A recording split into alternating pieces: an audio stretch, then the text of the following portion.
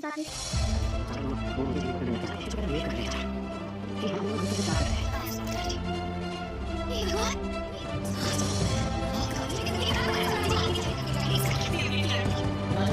रिश्ता क्या कहलाता के आने वाले एपिसोड होने वाले और भी ज़्यादा ज़बरदस्त। जी हाँ दोस्तों, आने वाले एपिसोड में आप देखेंगे अबीर और चारों आपस में बात कर रहे होते हैं, खास करके वो कियारा के मौजू पर।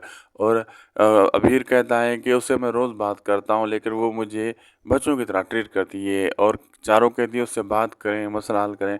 अबीर कहता है हम इसमें लगे हुए हैं, बात करेंगे। और ये जब बातें कर रहे होते हैं आपस में तो घर वाले इनकी बातें सुन लेते हैं। विद्या होती है, कृष होते हैं और दूसरे वो कहते हैं तौबा, ये अभी तक अबीर नहीं सुधरा और ये वही काम कर रहा है।